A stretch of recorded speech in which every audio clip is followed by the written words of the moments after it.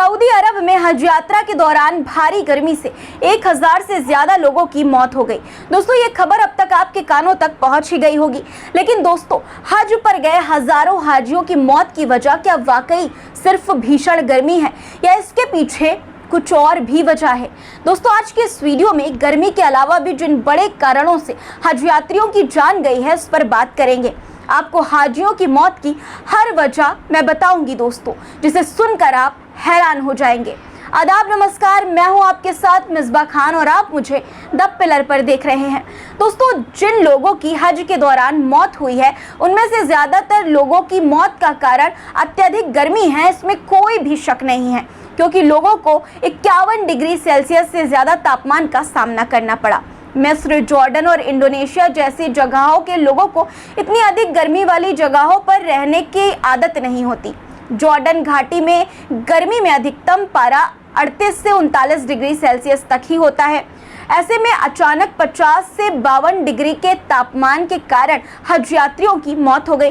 लेकिन दोस्तों, सिर्फ गर्मी ही इन हजारों मौतों का कारण नहीं है, सुविधाओं की कमी भी इसकी एक बड़ी वजह है। अब आप सोच रहे होंगे, कैसे हर साल हज होता है, तो ऐसे में इस बार सुविधाओं की कमी कैसे हो गई और इतनी मौतें कैसे हो गई?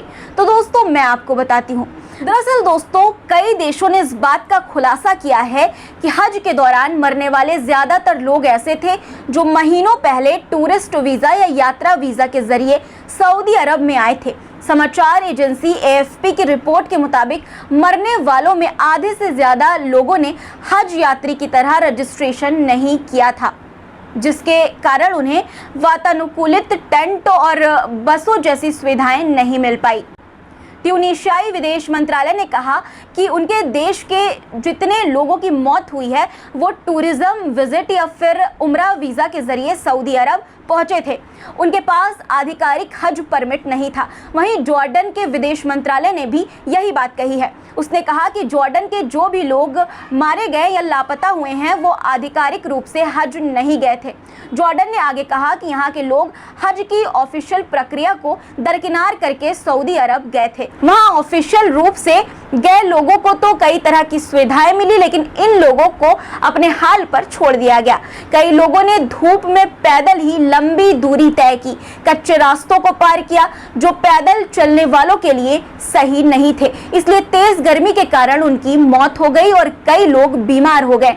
मरने वालों में बड़ी संख्या बुजुर्गों की है। दोस्तों, शुक्रवार को जॉर्डन ने कहा कि मुस्लिम हज यात्रियों को मक्का की अनौपचारिक यात्रा में मदद करने वाले कई ट्रैवल एजेंसियों को उसने हिरासत में लिया है।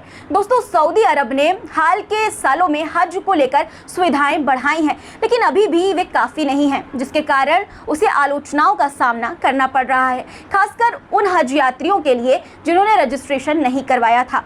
कई रिपोर्ट्स ऐसी आई हैं दोस्तों, जिसमें ये कहा गया है कि सऊदी अधिकारियों के कुप्रबंधन ने स्थिति को और खराब कर दिया। स्थिति ये हो गई कि हज यात्रियों के लिए पहले से तय जगहों पर भी यात्रियों को मुश्किलों का सामना करना पड़ा। रिपोर्ट्स के मुताबिक रहने की व्यवस्था ठीक से नहीं की गई। टेंटों में ज़रूरत से ज़्यादा लोगों को रखा गया, जहां गर्मी से बचने के लिए ठीक इंतज़ाम नहीं थे। इसके अलावा साफ सफाई को लेकर भी लोगों को परेशानी हुई। दोस्तों, BBC की एक रिपोर्ट के मुताबिक पाकिस्तान में इस्लामाबाद की रहने वाली एक 38 ईयर की महिला ने नाम न बताने की शर्त पर यह बताया कि मक्का में जिन टेंटों में हम रुके थे, वे एयर कंडीशनर नहीं थे। जो कूलर वहां लगाए गए थे, उनमें ज़्यादा समय पानी ही नहीं होता था। उन्होंने आगे कहा कि उन तंबुओं में इतनी घुटन थी कि हम पसीने से सराबोर रहते और हमारा बुरा हश्र रहता था। सऊदी सरकार की ओर से की गई व्यवस्था नाकाफ़ी थी और शिकायत करने पर अधिकारी सुनते ही नहीं थे। उनसे बात करना ऐसा था जैसे दीवार में सर टकराना। वो आगे बताती हैं कि वहाँ पाकिस्तान, भारत और बांग्लादेश के लोगों को जो जगह दी गई थी, वो पहाड़ों के बीच गहराई में थी और वहाँ लोग घुटन का शिकार हुए। उन्होंने आगे बताया कि इतनी गर्मी में कुछ लोग वॉशरूम के बाहर सोने पर भी मजबूर हुए। आप दोस्तों इनकी बातों से ये अंदाजा लगा सकते हैं कि जिन लोगों को टेंट और बसों जैसी सुविधाएं मिल पाई, जब उनका ये हाल है तो जिनके पास सुविधाएं नहीं थी, जो हज के रजिस्ट्रेशन के बिना आए थे, उनका क्या हाल हुआ होगा। दोस्तों टेंटों पर भीड़ और ज्यादा मौतों के लिए अधिकारी बिना रजिस्ट्रेशन के हज यात्रा करने वालों को जिम्मेदार ठहरा रहे हैं। हालांकि दोस्तों कुछ रिपोर्ट्स के अनुसार गर्मी के साथ साथ सुविधाओं की कमी भी बराबर जिम्मेदार है मौतों की। मगर सऊदी अरब ने हज यात्रा के दौरान हुई मौतों पर अभी तक कोई टिप्पणी नहीं की है। दोस्तों ध्यान देने वाली बात यहाँ पर यह भी है कि हज के दौरान गर्मी से संबंधित मौतें कोई नई बात नहीं है। ऐसा साल 1400 से होता आ रहा है। हर साल हज के दौरान होने वाली मौतों का एक कारण ये भी है कि कई यात्री जीवन भर की बचत करते हैं और अपने जीवन के अंतिम समय में हज पर जाते हैं। कई मुसलमान इस उम्मीद से भी मक्का जाते हैं कि अगर उनकी मौत हुई तो वो हज के दौरान होगी, क्योंकि मुकद्दस शहर में मरना और वहां दफन होना किसी नेमत से कम नहीं माना जाता। लेकिन इस बार ये आंकड़ा 1000 से ऊपर पहुंच गया है, जबकि पिछले साल आंकड़ा 240 था।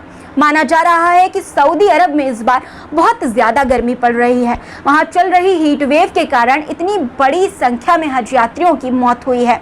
सऊदी अरब में हुए एक अध्ययन में हाल ही में खुलासा हुआ है कि वहां के धार्मिक स्थलों पर हर दशक में तापमान में 0.4 डिग्री सेल्सियस की वृद्धि हो रही है।